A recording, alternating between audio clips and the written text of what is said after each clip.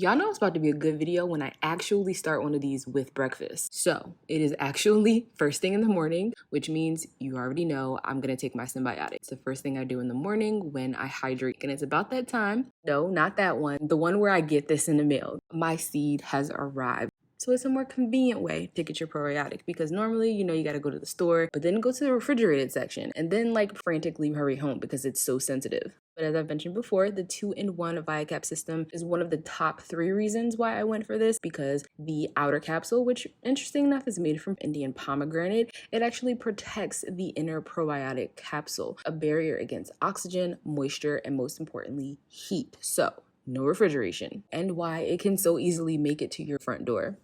And yeah, the packaging too, like the shipping box is constructed from ecological paper that's made from algae. And these pouches you get every month for your refills are made of a bio-based material that you can compost at home. So a second reason why I love this brand, they use sustainable materials. So if you haven't gotten this by now, go ahead and just give it a try and see what you think. You can get 15% off with my code ARIAN15. I'll drop a link in the description box.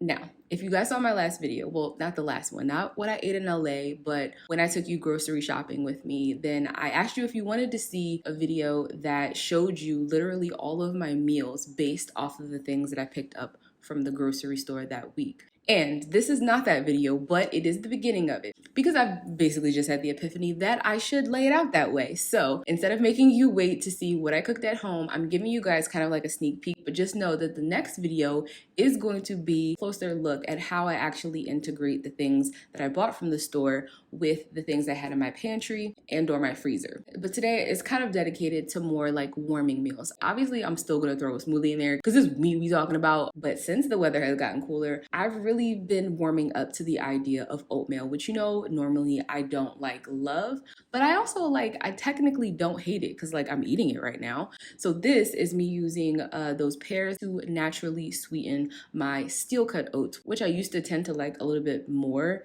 than regular oats. I don't know why.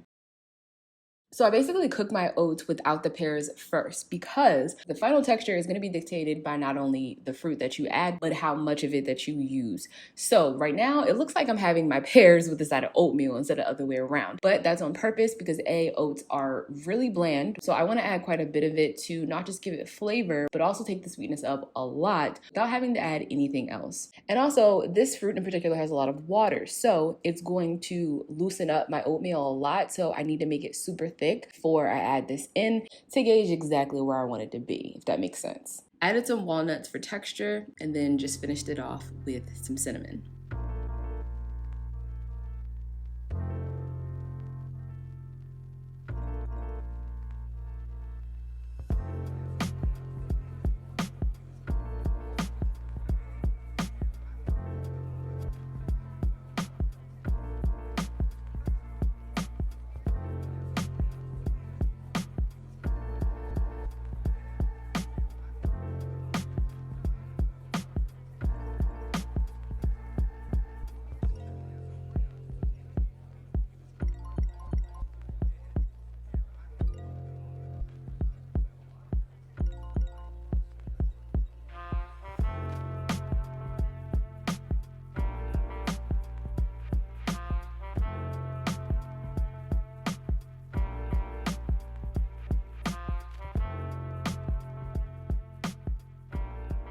And I quite enjoy that so much. In fact, I made it again, but not this day. So later on in this video, we're also going to be making some chocolate oats, which if you follow me on Instagram, you've already seen. So make sure that you are following me there if you aren't already, because you get sneak peeks. If not in my feed, then definitely in my stories. But what I'm doing here is just prepping some of the fruit that I bought. So cutting up to freeze both my mango and my papaya, because they're going to turn into smoothies. I told y'all I can't. No matter how cold it is, I'm going to have at least one of these throughout the week, probably 3.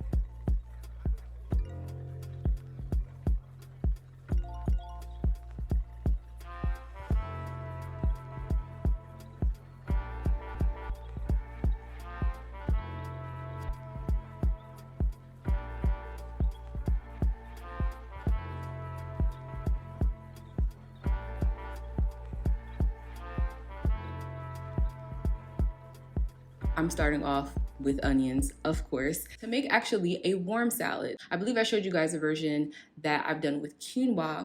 So first I'm starting off by roasting my onions because it's the sugars for me. Like seriously, just basic olive oil, salt and pepper makes these taste phenomenal. I love onions so much.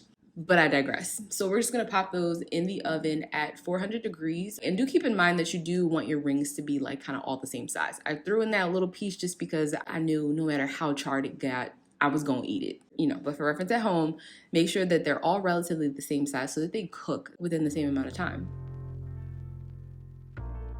Then I'm gonna take a Japanese sweet potato, but feel free to use regular. You could roast this as well, but I just decided to like pan fry it because really I wanted this to be like a skillet dish. It just didn't pan out that way. But keep in mind, you can just throw everything in the oven if you want to.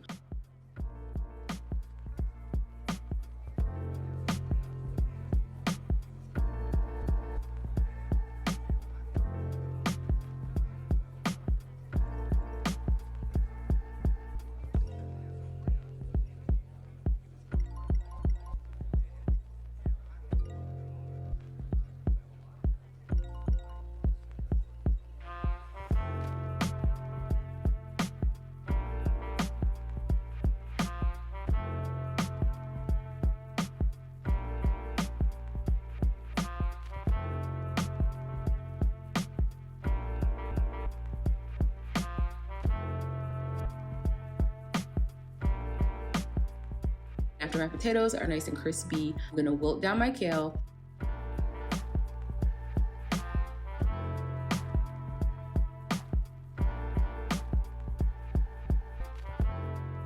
And I wanted to create like a wasabi dressing, but I was getting impatient, so we're gonna save that for another day.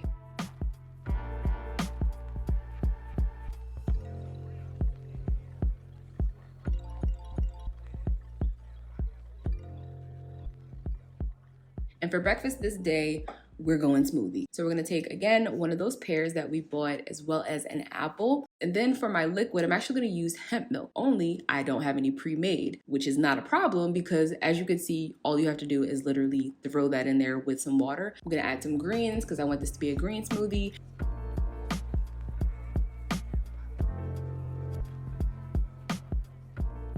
And as you'll notice, I'm not using very much liquid because since we have those water-rich fruits right at the base of our blender, that is where a lot of the moisture for this smoothie is gonna come from. But then for my cold element, I also add some frozen bananas, which are also gonna thicken it up.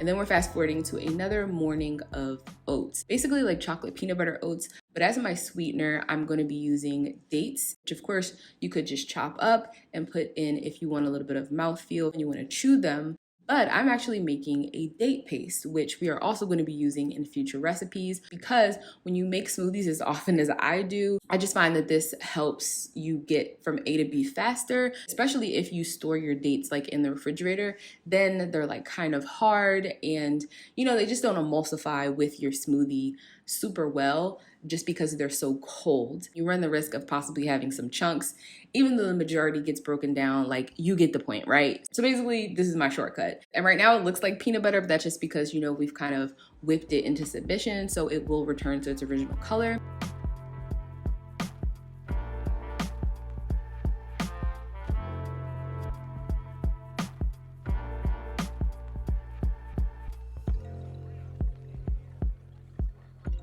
I'm gonna add my cacao powder to my oats. And I promise I'm not this messy. It's just that there's a vent literally right above the stove, which is actually a little bit challenging. This is the only thing that drives me crazy about my apartment because it cools my food off quicker. I feel like this actually affects the cooking a little bit. So I don't know, it's weird.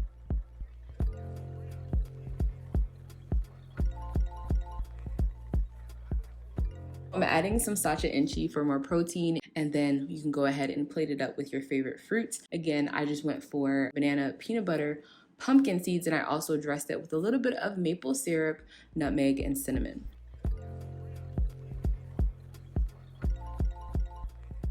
And as for the date paste, this can be stored in your refrigerator, and I would recommend consuming it within a week. So that's it for now, but I hope you enjoyed the sneak peek. If you did, don't forget to give it a thumbs up. Let me know how you feel. I'll see you on the next one. Bye.